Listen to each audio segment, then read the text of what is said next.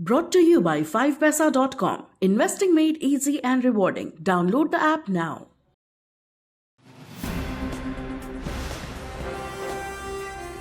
निजीकरण को लेकर बड़ी योजनाएं बनाने के साथ ही सरकार विपक्ष की तरफ से सब कुछ देने के आरोप भी झेलती रही है।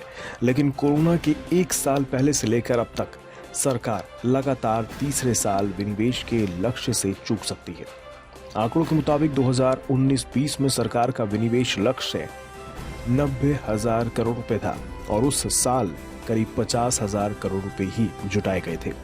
2020-21 में 2.1 लाख करोड़ के विनिवेश लक्ष्य के मुकाबले सरकार की झोली में करीब 33,000 करोड़ ही आए थे। 2021-22 में तो 2.25 लाख करोड़ के विनिवेश लक्ष्य के मुकाबले अभी तक महज 9,329 करोड़ रुपए ही जुटाए गए हैं, जबकि साल खत्म होने में अब करीब 70 दिन ही बचे हैं।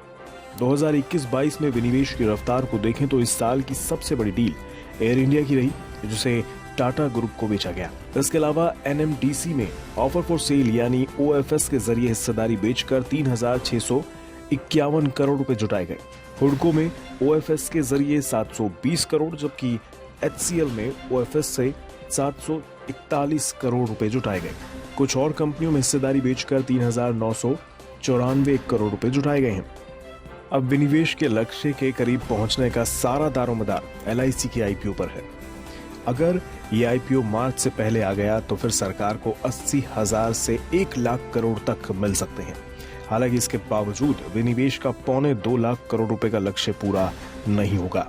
जिन कंपनियों के विनिवेश के जरिए सरकार ने इस साल का ये भारी भरकम टारगेट तय किया था, उनमें शामिल हैं Bharat petroleum corporation, shipping corporation, container corporation, IDBI bank, BEML, Pawan Hans और नीलांचल इस्पात।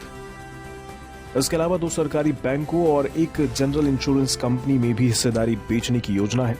ये हाल तब है जबकि सरकारी कंपनियों में हिस्सेदारी खरीदने में प्राइवेट सेक्टर काफी दिलचस्पी दिखा रहा है, खासकर जिस तरह से भारी कर्ज में डूबी एयर इंडिया को टाटा ग्रुप ने बोली लगाकर खरीदा था। उससे तो ये साफ हो जाता है कि खरीदारों की कोई कमी नहीं है, लेकिन फिर भी विनिवेश की ये सुस्त रफ्तार बाकी बचे दिनों में इस लक्ष्य को हासिल करने का भरोसा नहीं दिला रही है।